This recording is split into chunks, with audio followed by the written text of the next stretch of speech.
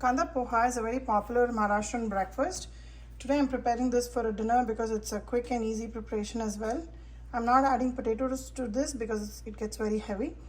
This is a Kanda Poha in the way I've learned how to make it over a period of years. Let me show you how to prepare this. I'm taking about 2 cups of poha here. This is thick poha, but not the very thick kind. So this is that medium variety, which is not the thin and not the thick. So here is about 2 cups of poha, which is going to be for 2 people. I'm going to wash it 2 times, drain the water and let it soak, absorb the balance water that is in here. I washed it and there's just a tad bit of water left in it, and the poha will absorb this. Let it sit for about 2 minutes while we chop the onions and chilies. I'm going to take about 1.5 onions here and chop it up.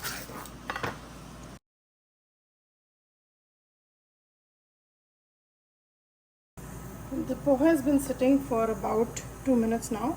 I'm going to season it, adding about 1.5 teaspoons of salt and a little bit of haldi. I'm mixing all this because I want the poha to be well flavored before I start doing the tadka and everything, and allow this to marinate.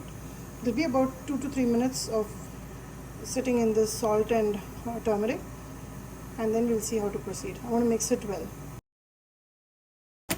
Also adding about 2.5 teaspoons of sugar. Bombay Kanda Poha is a little sweet, sour and salty. So here is my seasoned poha. Now we'll go and get started with the tadka. I am going to heat up a kadai and add about 3 tablespoons of oil. Once the oil is nice and hot, I'm going to add mustard seeds and give it a good tadka. So let me wait on it to heat up and then we'll add the mustard seeds. Season the onions with some little bit of salt. We've already added the salt for poha. I'm adding salt only for the onions and a little bit of haldi. Mix this really well and cover and cook.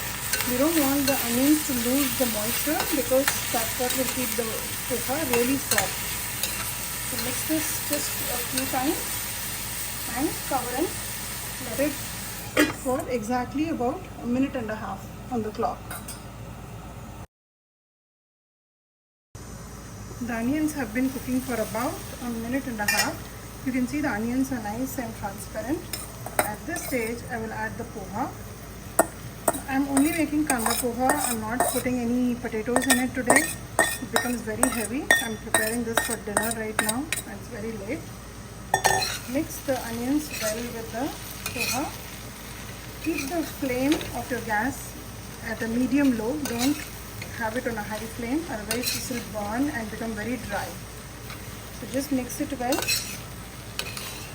just with light hands, and we'll again cover and cook it for 1.5 minutes.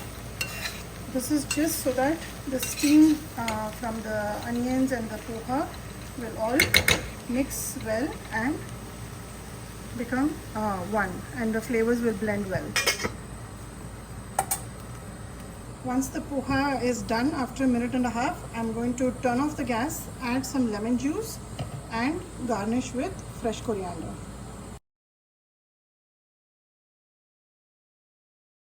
I turned off the gas. I added about a tablespoonful of lemon juice and I mixed it well.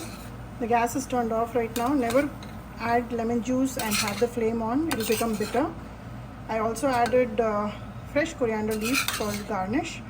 Here is our Kanda Poha ready to serve. This portion is good for just 2 people. So remember, when you're preparing, 1 cup is for 1 person. If you're very hungry, add a little bit more. But this will be very sumptuous. If you want, you can add boiled potatoes to it. I'm not adding it today because it's dinner, it gets very heavy. Prepare this and let me know how it turned out for you. I will also roast about 1/4 cup of peanuts, which will be my additional garnish for the poha. Just a little extra protein and a little bit of crunch.